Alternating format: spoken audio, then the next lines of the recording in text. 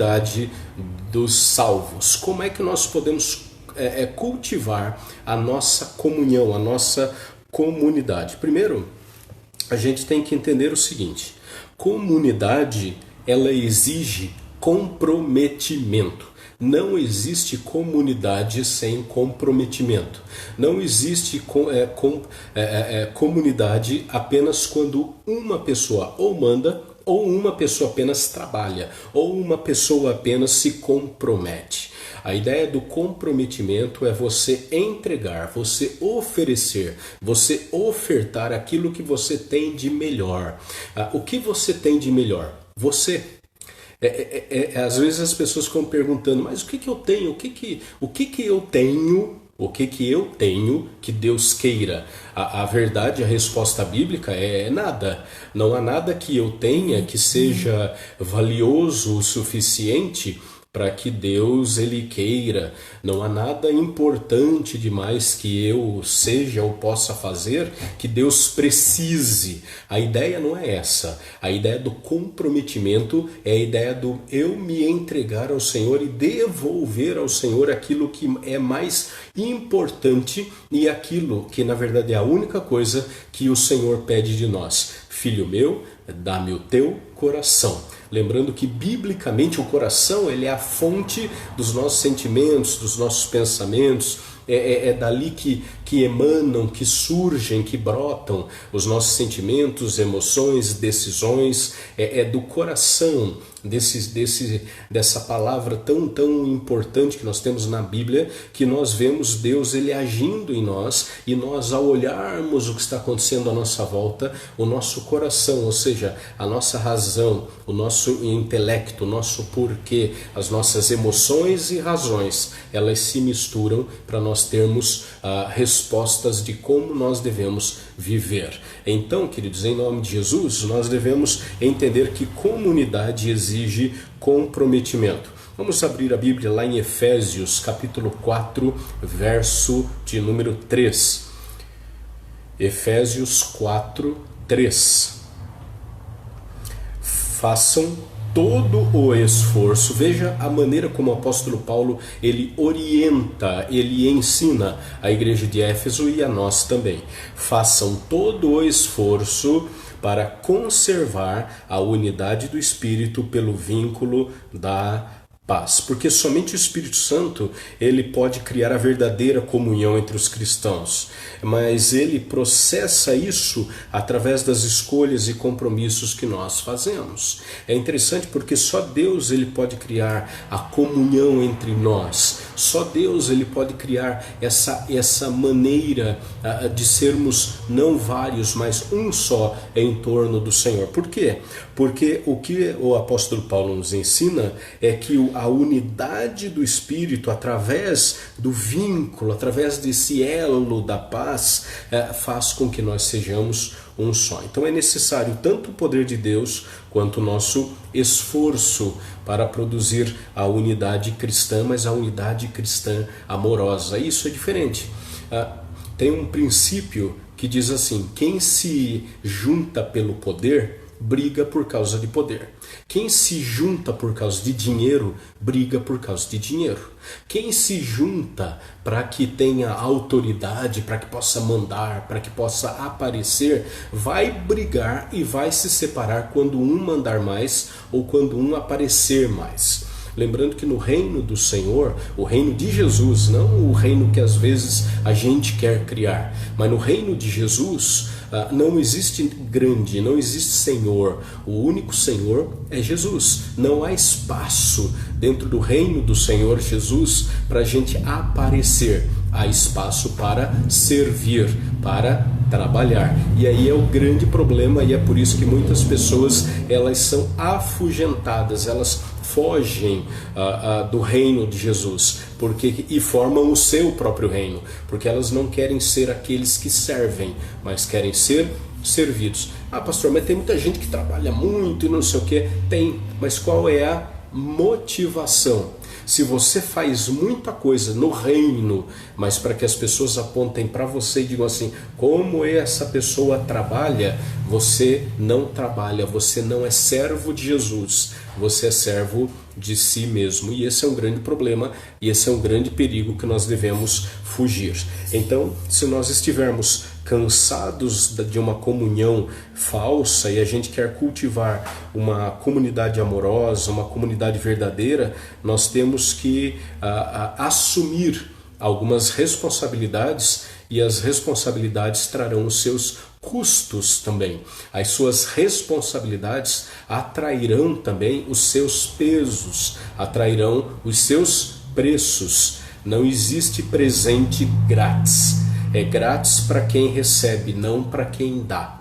E se eu, como servo, quero me entregar e entregar a minha vida e entregar o meu serviço ao Senhor, para aquele que for abençoado pelas minhas ações, o que ele receber será gratuito. O que ele receber será uma graça, mas para mim custará tempo, custará recurso, custará uma vida bonita diante de Deus, custará abrir mão de algumas coisas para que o Senhor cresça e que eu diminua. Então, irmãos, nós precisamos fazer algumas escolhas difíceis talvez de assumir. A primeira delas é entender que formar uma comunidade, formar verdadeiramente a Igreja de Jesus Cristo exige de nós sinceridade. Nós temos aqui então neste estudo que nós vamos ver biblicamente como nós cultivamos uma comunidade. A primeira marca de uma comunidade, a comunidade de Jesus Cristo, é sinceridade. Vamos lá para Efésios ainda, capítulo 4, verso 15. Efésios 4, 15. Veja o que diz a palavra lá em Efésios 4, verso 15. Mas, seguindo a verdade em amor, cresçamos em tudo naquele que é a cabeça, Cristo. Não sou eu quem cresce, não sou eu quem aparece. Pouco importa o seu nome, pouco importa o meu nome. A gente não precisa ser lembrado, porque nós somos servos. E Paulo, o grande apóstolo Paulo, mas aos nossos olhos, mas Paulo aos seus próprios olhos, ele se dizia assim: eu, pois, não passo de um servo inútil, porque eu só fiz o que eu deveria ter feito. Agora pense comigo, com muita honestidade, se Paulo, o escritor de 13 cartas do Novo Testamento, se Paulo, o homem que sozinho evangelizou grande parte do mundo conhecido do seu tempo, e as suas cartas tão abençoadoras chegaram até os nossos dias, e nós estamos hoje lendo a carta de Paulo aos Efésios, se Paulo, que era Paulo, ele se dizia servo inútil nas mãos do Senhor, o que nós podemos dizer de nós mesmos, se formos muito honestos? Se Paulo dizia que ele era inútil, imagina o que nós somos. Isso nos mostra o quê? Que Paulo, ele se achava um nada, se achava um descartável, um lixo, se achava alguém sem valor? Absolutamente, não é isso não. O que Paulo estava falando, o que Paulo fala no seu texto é exatamente o oposto disso. Ele não via importância nenhuma nele. É a mesma ideia, o mesmo sentimento e a mesma sensação que nós temos quando lemos a história de João Batista. Quando ele aponta para Jesus e diz: ali está o Cordeiro de Deus que tira o pecado do mundo. Quando perguntaram para João Batista se João Batista era o Messias, ele diz: não, eu não sou digno sequer de tirar as sandálias, os sapatos dos pés do Senhor. Essa é a sensação que Paulo tinha. Não, ele sabia da sua utilidade, ele sabia o quanto ele abençoava a vida dos outros através do seu ministério e da sua palavra, mas ele não se orgulhava pelo que ele era e pelo que ele fazia. Ele tinha em si profundamente arraigado que ele era simplesmente um servo. E o que ele fez porque deveria fazer exatamente assim. Afinal, pense na figura do patrão e do empregado. Quem é o bom empregado? O bom empregado é aquele que executa fielmente as suas obrigações. É quem executa, é quem cumpre a sua responsabilidade. Por que o patrão manda embora o empregado? Porque ele não cumpriu as suas obrigações. Então, o que Paulo está falando é isso. Eu não sou digno de nenhum louvor porque eu simplesmente obedeci às ordens que me foram passadas. Nada mais do que isso. Por isso, a sinceridade ela deve mover a nossa comunidade. Formar uma comunidade exige de nós sinceridade. Vamos lá para Provérbios capítulo 24, verso 26. Provérbios 24, 26. A resposta sincera é sinal de uma amizade verdadeira. Agora aqui exige uma vírgula, exige um parênteses, na verdade. As pessoas elas confundem sinceridade com má educação. As pessoas confundem sinceridade com grosseria. As pessoas confundem sinceridade com má educação. As pessoas elas confundem então o ser sincera com falar o que dá na cabeça, o que dá na telha, abrir a boca e falar e depois vamos ver o que dá. Isso não é ser sincero, isso é ser só mal educado mesmo. A gente ouve muito isso, as pessoas não gostam de mim porque eu sou sincero. As pessoas gostam de gente sincera, as pessoas não gostam de gente mal educado. Então, Jesus não teve um homem sobre a terra mais sincero que Jesus. E você não vê Jesus sendo mal criado, mal educado, não vê Jesus sendo ofensivo às pessoas. Mesmo as pessoas mais terríveis do seu tempo, que eram os líderes religiosos, homens que vinham perto de Jesus apenas para fazer-lhe e criar mal contra o Senhor, mas você não vê Jesus em nenhum momento sendo mal criado com eles. Mas peraí, pastor, Jesus chamou aqueles religiosos de sepulcro caiado, raça de víboras e por aí vai. Jesus não foi mal educado com essas pessoas? Não, Jesus ele foi sincero. O problema é que às vezes nós somos apenas mal educados. A gente não trata bem as pessoas, a gente dá respostas tortas para as pessoas, a gente não abençoa as pessoas com a nossa vida e com a nossa voz, e isso faz mal ao coração do próprio Deus. Então, quando nós olhamos a palavra do Senhor, a resposta sincera, ela é sinal de uma amizade verdadeira. Veja lá Gálatas, capítulo 6, verso 1. Gálatas 6, verso 1. Irmãos, se alguém for... presta atenção nisso. Irmãos, se alguém for surpreendido em algum pecado, vocês que são espirituais, deverão restaurá-lo com mansidão. É interessante o que o apóstolo Paulo está escrevendo aos Gálatas. Se alguém for surpreendido, ou seja, a pessoa ela está em pecado, ela é exortada em amor, ela é chamar. O que é exortar? Exortar é chamar a pessoa ao equilíbrio da sua vida. Isso é exortação. Fala, viu, vocês... E tem que ser com sinceridade. Pecado, ele é pecado. Pecado, ele é pecado. Bênção é bênção. A gente tem que dar e entender, dar às coisas os nomes que elas têm. Hoje, pecado é erro, é má decisão, é uma coisa que... É tudo muito mais manso, tudo muito mais conservador, tudo muito mais com medo das pessoas se ofenderem. Né? Então a gente tenta ser mais polido. Só que a Bíblia nos diz que quando um irmão ele é surpreendido, ou seja, ele é pego em flagrante pecado, ele deve ser exortado, eles devem ser tratados, eles devem ser restaurados com mansidão. Por quê? Porque a sinceridade ela tem por motivação a glória do Senhor.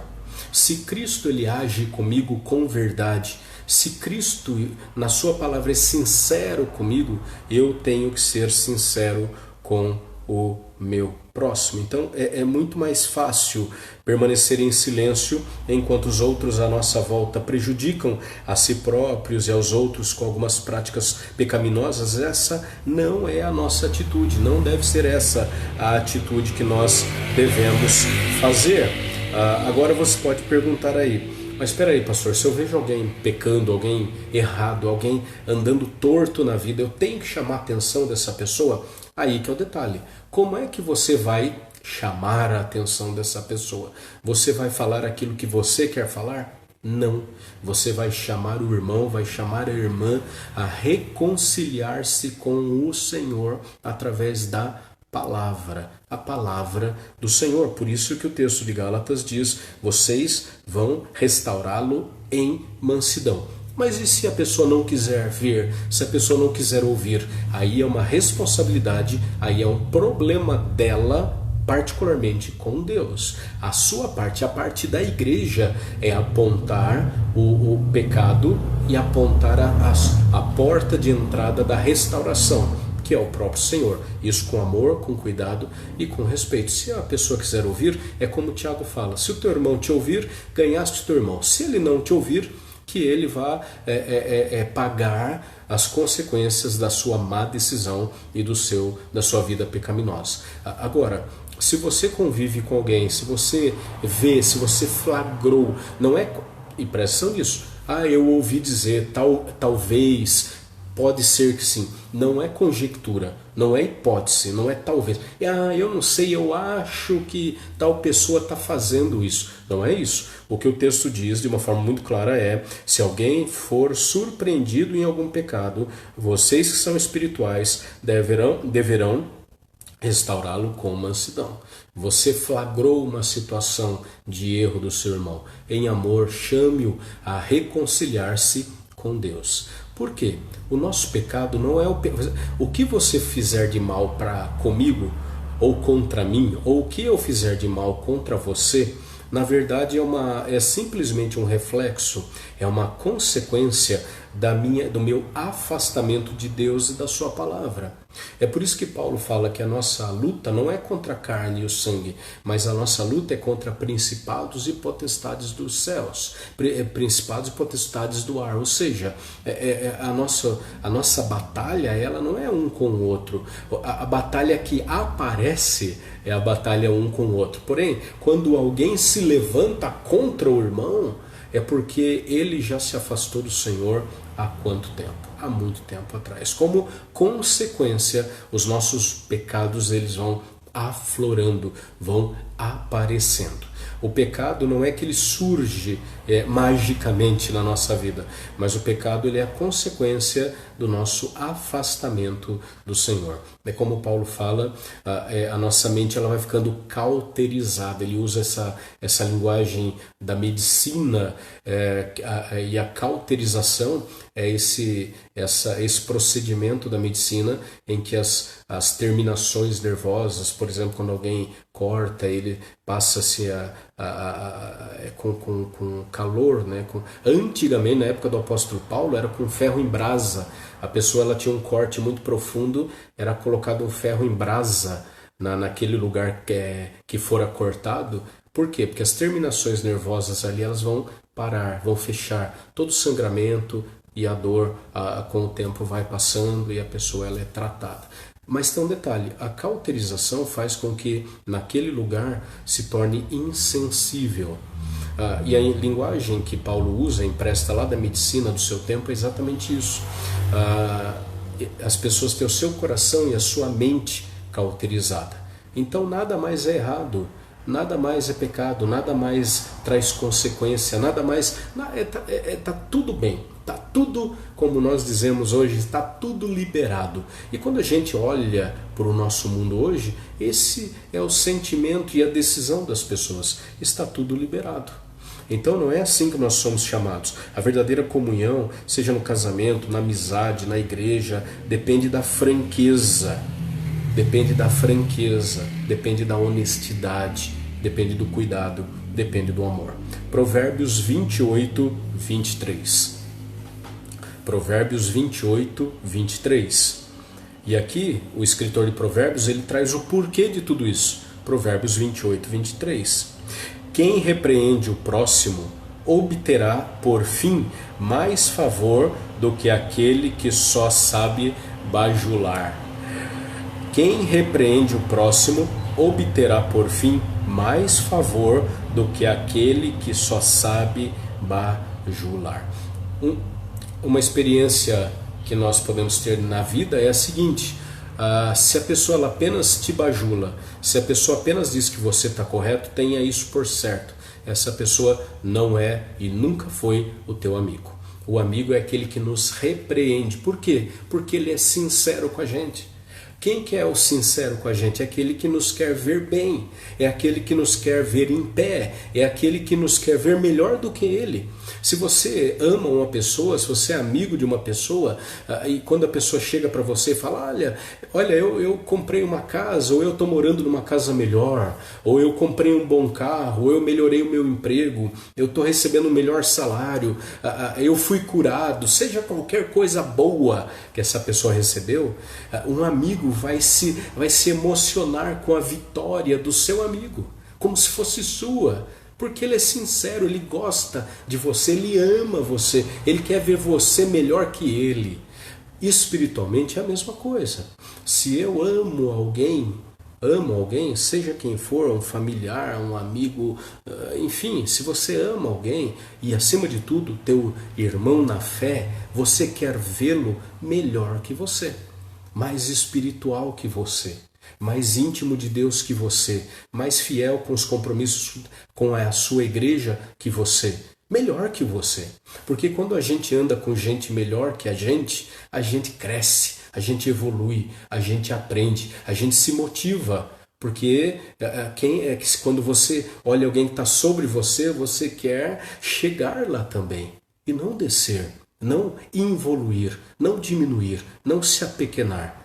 Não fomos chamados para isso. Então a franqueza não é uma licença para a gente dizer o que a gente quer, onde quisermos, quando quisermos. A franqueza bíblica, ela não fala de grosseria, da invasão da vida do outro, mas a franqueza, a sinceridade é uma demonstração de amor. Aliás,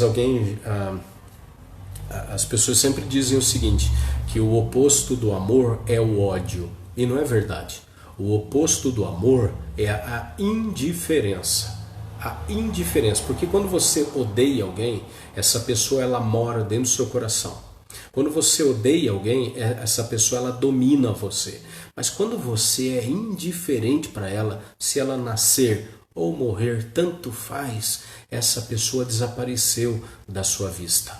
Essa pessoa ela não existe para você, não faz sentido mais. Então, quando nós vemos a palavra do Senhor nos mostrando que só há como formar uma comunidade se nós tivermos sinceridade, é exatamente isso que a palavra está dizendo. Não é odiar, não é tratar mal, não é uma liberdade para falarmos o que a gente quer, mas é amar como aquele que nos amou.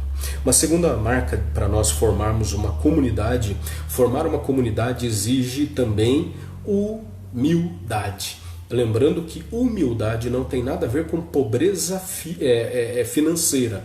Uma família pobre financeiramente não é uma família humilde. O humilde é aquele que sabe que é dependente de Deus. Veja lá 1 Pedro capítulo 5, verso 5. 1 Pedro 5, 5. Sejam todos humildes uns para com os outros, porque Deus se opõe aos orgulhosos, mas concede, dá, oferece graça aos humildes.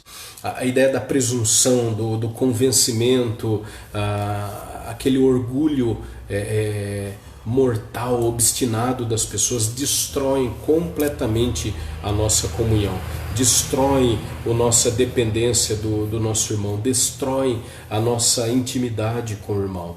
Então nós, além de nós vivermos em unidade, nós nos afastamos porque a gente se acha melhor que o outro.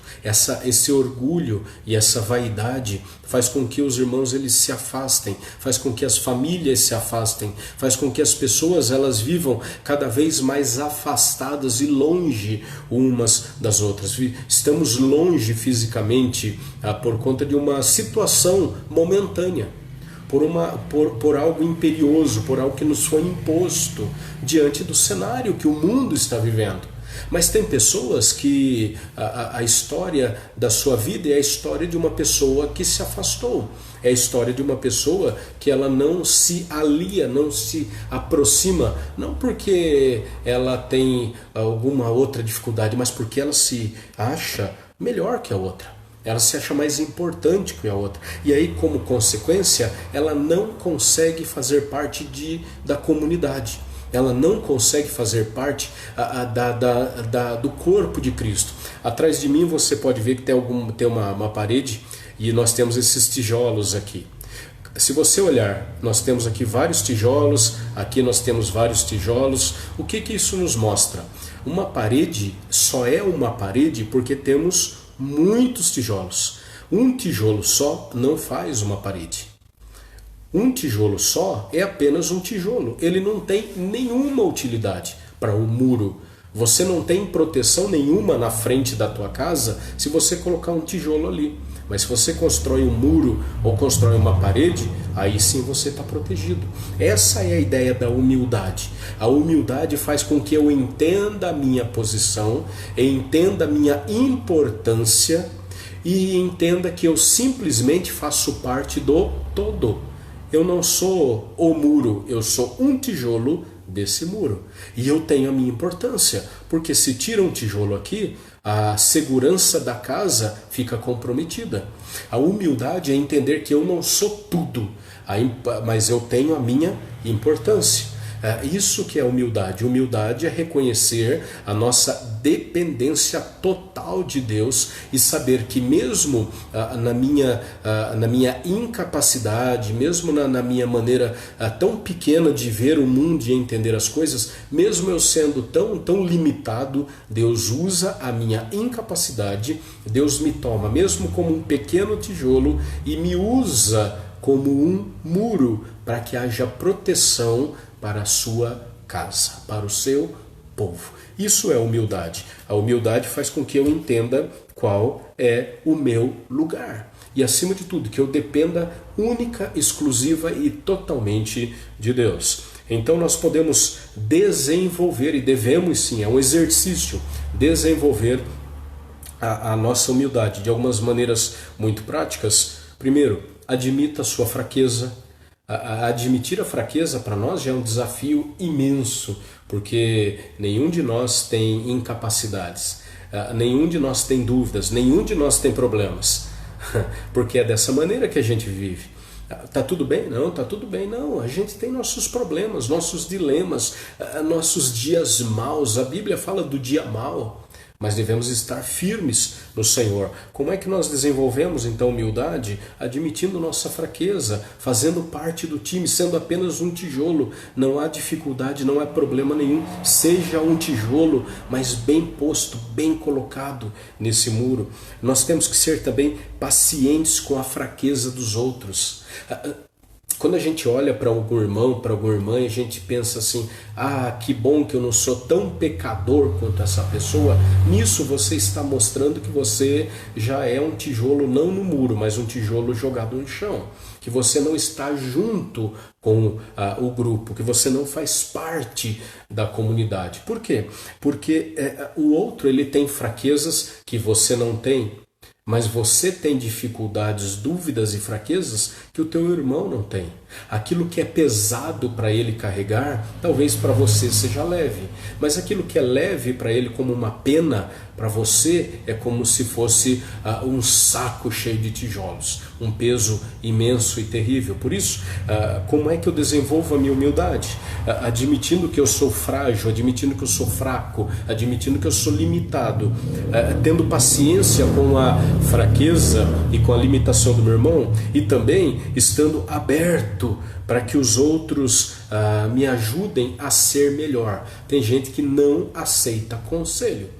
Tem gente que se acha o dono da verdade. Tem gente que se acha a pessoa mais santa, justa, pura, reta, perfeita do mundo. Todo mundo tem erro, todo mundo tem pecado, mas eu não tenho.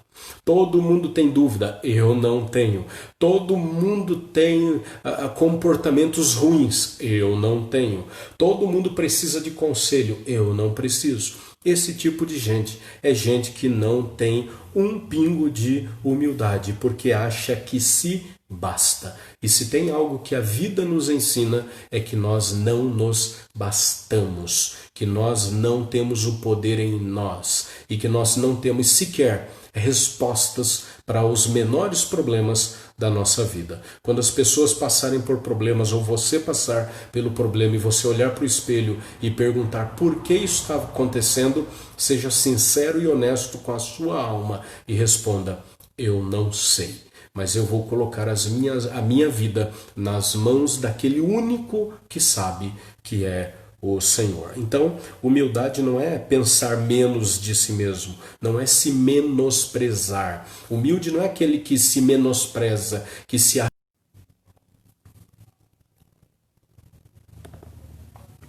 Humildade não é pensar menos de si mesmo, se desvalorizar, dizer que não é nada, que não é ninguém. Mas humildade é pensar menos em si. Menos em si. Você não é o centro do mundo. Deus não estava perdido até que você nasceu. Deus é Deus sobre todas as coisas. Ele controla céus e terra. Ele criou tudo. Deus criou todas as coisas para a glória do nome dele.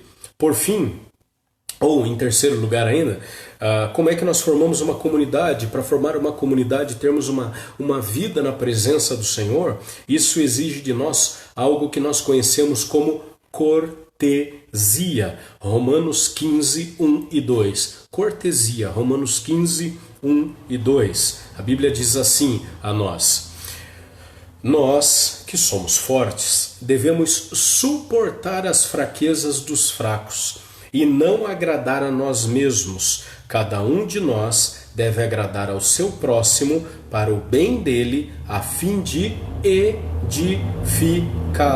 Nós somos corteses quando nós respeitamos as nossas diferenças e somos cuidadosos com os sentimentos uns dos outros e pacientes com as pessoas que estão à nossa volta.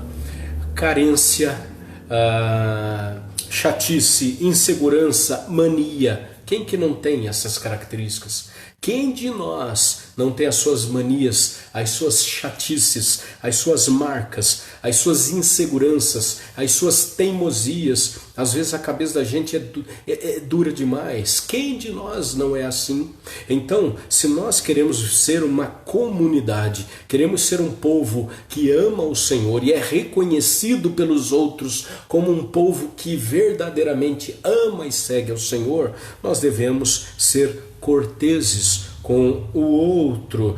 Deus, ele pôs essas pessoas que nos incomodam, essas pessoas aparentemente tão diferentes da gente. Deus, ele colocou essas pessoas em nosso meio para benefício delas e benefício nosso, para que elas aprendam o que elas têm que abrir mão e nós também aprendamos a ceder, aprendamos a crescer, aprendamos a ser servos, aprendamos a ser úteis, aprendamos a ser mais pacientes, mais bondosos, mais benignos, mais dependentes e dependentes da palavra e imitadores do caráter de Jesus Cristo.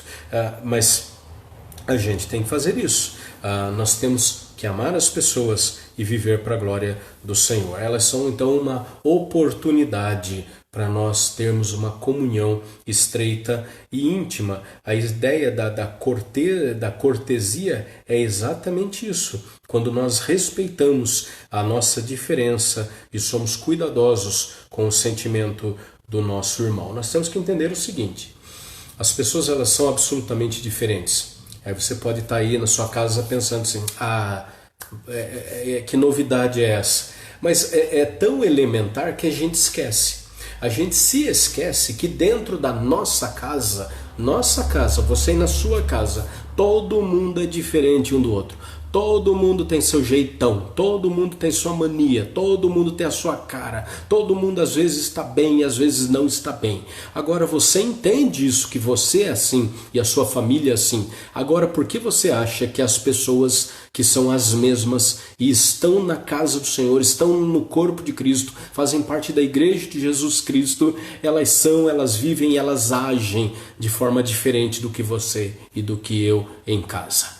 Nós somos as mesmas pessoas. É claro que em Cristo nós somos novas criaturas, as coisas velhas passaram e tudo se fez novo. O que isso ensina para nós? Esse exatamente que nós temos visto aqui hoje. Deus nos chamou, dentro do seu maravilhoso plano, para nós cultivarmos, plantarmos, regarmos, podarmos, termos cuidado, alimentarmos essa planta que nós chamamos de comunidade do Senhor. E uma das maneiras é com a nossa cortesia, é entender que as pessoas são diferentes e elas têm o seu tempo de nascimento, de crescimento, de maturação diferente da nossa. Claro que isso não é desculpa, e aí é o ponto.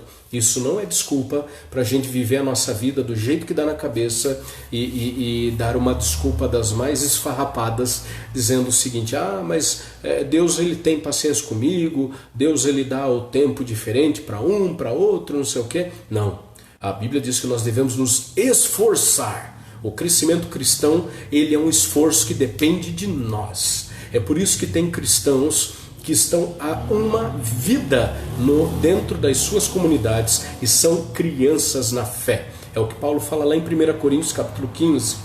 As pessoas são crianças na fé. 1 Coríntios capítulo 11. São infantis, são pequenas, são mesquinhas, são rabugentas, são amargas, são vingativas. São pessoas que ainda mantêm a marca do velho homem, que são maus ainda, que ainda se permitem manipular pelo inimigo das nossas almas, sendo que nós já fomos livres do controle e do comando de Satanás na nossa vida. Mas tem gente que ainda se permite em momentos ser usado como um dardo, como uma flecha, como uma seta maligna. Nós não podemos fazer isso, nós temos que crescer e nós devemos crescer como filhos do Senhor. E por fim, nós temos que ter constância. Constância é constância, é constante, é regular. Hebreus 10, 25. Hebreus 10, 25. Não abandonemos, como alguns estão fazendo, o costume de assistir às nossas reuniões. Em outras versões, não abandonem, como tem sido costume de alguns, a abandonar a comunhão. Pelo contrário, animemos uns aos outros. É manter um contato constante e regular com o povo de Deus, a fim de desenvolver essa comunhão verdadeira, essa comunhão que vale a pena. Não, a igreja não são os outros, a igreja sou eu e é você. Nós estamos fisicamente afastados, mas espiritualmente juntos, unidos, alicerçados em Cristo, em Cristo e na sua palavra. Então, vale a pena fazermos algumas perguntas para nós, para eu e para você, respondermos aí no nosso coração. O quão disposto eu estou em formar uma comunidade sincera? O quão disposto eu estou em agir com humildade dentro do corpo de Cristo? O quanto eu estou disposto a agir com cortesia com o outro? E o quanto eu estou disposto em manter a constância, ou seja, não desanimar. Quem alcança, biblicamente, quem alcança a vitória, quem conquistou a terra, quem entrou na arca, foi quem teve constância. Não importa a pressa. Pressa não é nada no corpo de Cristo. O que importa é a constância. Ande devagar, mas ande para frente. Ande devagar, mas chegue lá. porque o nosso desejo é alcançar o prêmio da soberana vocação que está preparado em Cristo Jesus. É para os olhos de Jesus que nós olhamos, é para os olhos de Jesus que nós miramos, é para os olhos de Jesus e em direção a Ele que nós seguimos. Isso é constância, é começar, é continuar e é terminar. Que Deus então abençoe a sua vida, que Deus abençoe a sua família de uma forma muito especial nesta hora, em nome de Jesus. Eu vou orar por você, irmão. Vou colocar a sua vida na presença do Senhor, desejando o melhor de Deus para a sua vida e para a vida da sua família. Nós temos aqui alguns pedidos, pedido da nossa irmã Nilza Antunes, o pedido pela Joana, pela Isabela, a nossa irmã Ivone pede, a nossa irmã Ivone Zaborowski pede pela sua família. Nós também temos o pedido do Delson e pela sua vida, pela sua família, uns pelos outros. A palavra do Senhor diz: orai uns pelos outros. Isso é constância, isso é amor, isso é entrega, isso é dependência, isso é humildade, é saber que tudo vem das mãos de Deus. E o que Deus põe nas minhas mãos, eu sou apenas um mordomo, mas tudo é do meu Senhor, tudo vem das mãos dele, e para as mãos dele eu entrego, e para as mãos dele eu devolvo. Por quê? Porque nós estamos aqui para glorificar o Senhor, para viver para Ele, viver com Ele e sermos canais de bênção àqueles que estão à nossa volta. Por isso, que você seja abençoado com a sua família, que essa noite seja uma noite de paz, uma noite muito gostosa na presença de Deus, e que Deus dê a você um sentimento gostoso, bom, um sentimento de paz, de alegria, de ternura, sabendo que em todas as coisas o Senhor tem cuidado de nós, e todas as coisas cooperam, ajudam aqueles que caminham com o Senhor, todas as coisas cooperam, trabalham juntas para o bem daqueles que amam, daqueles que servem ao Senhor. Seja fiel a Cristo, seja fiel à comunidade, seja fiel à nossa vocação, nosso chamado, seja fiel à promessa que nós fizemos ao Senhor um dia, dizendo: Senhor, eu vou ser fiel a Ti em todo o tempo, para a glória do Teu nome. Amém? Vamos orar assim, em nome de Jesus. Pai, obrigado, Senhor, por esta noite tão especial na Tua presença. Obrigado, Deus, porque podemos juntos louvar o Teu nome e bendizer o Senhor. Deus, o Senhor sabe como é difícil nós abrirmos mão dos nossas opiniões, do nosso jeito de ser, da nossa maneira de agir, mas nós abrimos mão, ó Deus, para que o Senhor reine em nós, para que o Senhor não só viva, mas reine, domine sobre nós. Faz isso também sobre a nossa vida, mas sobre a nossa família também. Eu peço a Deus, Senhor, visite cada família nesta hora, em nome e por amor de Jesus. Se há alguém enfermo, se há alguém com alguma necessidade, se há alguém com algum temor, se há alguém com algum medo, se há alguém, ó Deus, que se sente fragilizado, se sente longe talvez de Ti, ó Deus, que hoje seja uma noite de restauração, de cura, onde o Senhor ministre ao coração desses irmãos e irmãs a bênção, a graça, a paz, o cuidado, a restauração que é apenas em Ti, ó Deus. Eu coloco a vida da nossa irmã Nilza Antunes, que pede oração pela sua família, também a nossa irmã Carol pede oração pela Joana, a Rita pela Isabela e sua família, a nossa irmã Ivone Zaborowski também pela família. Abençoe, ó Deus, a vida do Delson, toma conta dele, ó Deus, e tantos outros que carecem, que precisam da Tua cura, da Tua restauração. Restaura, ó Deus, a nossa alegria, se estamos entristecidos, restaura a nossa esperança, e obrigado, ó Deus, porque o Senhor tem cuidado de nós. Colocamos todos os enfermos nas Tuas mãos e pedimos a misericórdia do Senhor sobre eles. Pedimos também a graça do Senhor sobre todo o pessoal da área da segurança, de limpeza, da área da saúde, os nossos líderes, enfim, ó Deus, colocamos eles e nós na Tua presença. Ó Deus, continua manifestando a Tua graça sobre nós. Tem misericórdia de nós, com perdão dos nossos pecados, e para a glória de Jesus, que nós declaramos na nossa dependência do Senhor, em nome de Jesus. Amém. Que Deus abençoe você poderosamente dia após dia, manhã após manhã, que a graça e a paz do Senhor Jesus continue reinando sobre o seu coração. Lembrando, domingo estaremos juntos às 19 horas, domingo, 7 horas da noite. Que Deus abençoe você em nome de Jesus.